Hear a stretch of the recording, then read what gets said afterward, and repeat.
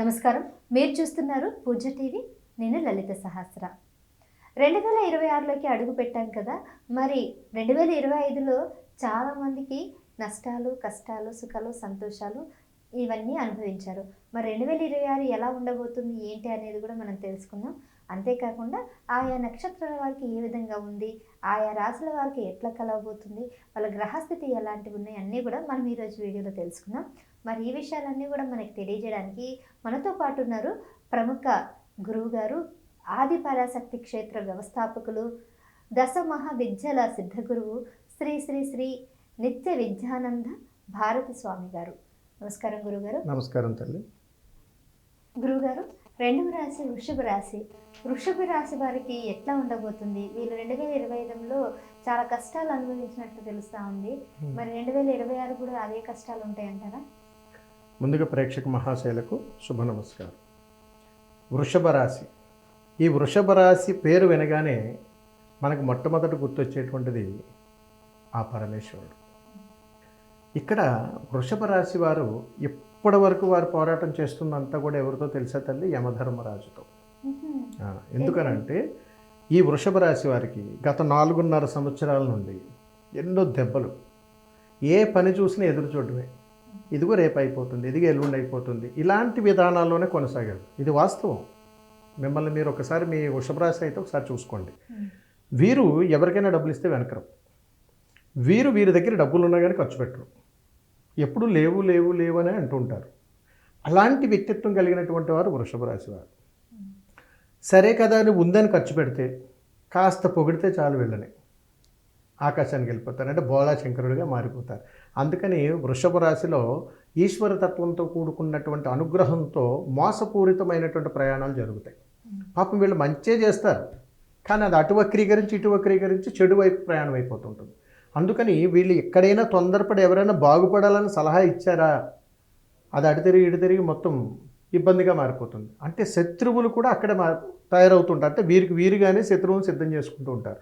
అయితే వృషభ రాశి వారికి 2026 సంవత్సరం పరాభావనామ సంవత్సరంలో జరగబోయేటువంటి అద్భుతాలు 3. ఒకటి, ద్వితీయ వివాహాల కోసం ఎదురు చూస్తున్నటువంటి వాళ్ళకి శుభవార్తలు అయితే ఖచ్చితంగా వచ్చేస్తాయి.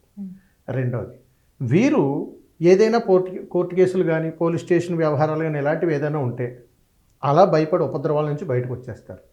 ఎక్కడైనా ప్రైవేటు ఉద్యోగ సంస్థల్లో ఎక్కడైనా కానీ వీళ్ళు మానేసిన కొన్ని సంవత్సరాల గ్యాప్ వస్తే మళ్ళా వీరికి అదే సంస్థ నుంచి పిలుపులు అందుతుంటాయి. అంటే ఒక రకమైనటువంటి గుర్తింపు అనమాట వీళ్ళకి. దీనితో పాటుగా ఇకపోతే వ్యాపారాలు కానీ, వివాహాలు కానీ, సంతానాలు కానీ, ఇతరితరాలు ఏదైనా కానీ ఇలా కానీ ప్రయాణంగా చేస్తే 2026 సంవత్సరం అంత ఆశాజనకంగా లేదు. కాబట్టి 2026 సంవత్సరంలో ఈ వృషభ రాశి వారు చాలా జాగ్రత్తలు పాటించాలని చెబుతుంటాం.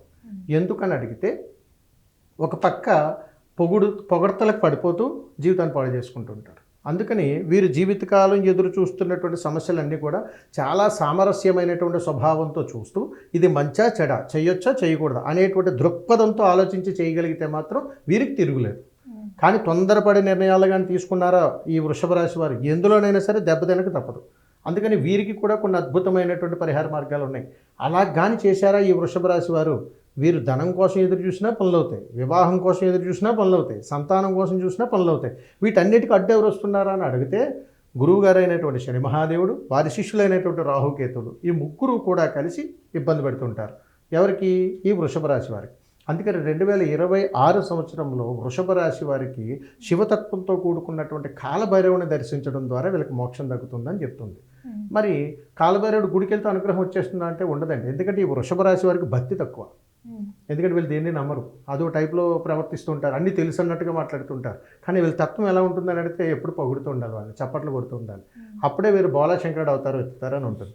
అందుకని శివతత్వంతో కూడుకున్నటువంటి కాలభైరవుడి దగ్గరకు వెళ్ళి వీరు కానీ అక్కడ 9 దీపాలు ఎప్పుడైనా అష్టమి రోజు కానీ పెట్టారా, వీరి జీవితంలో జరగబోయేటువంటి ఎన్నో అద్భుతాలు వీరంతటి వీరే శ్రీకారం చేసుకుని కాలభైరవుని స్వాగతించడం ద్వారా మరణాన్ని కూడా జయించి సాక్షాత్తు శని మహాదేవుడే వీరికి అనుగ్రహాన్ని ఇస్తాడు.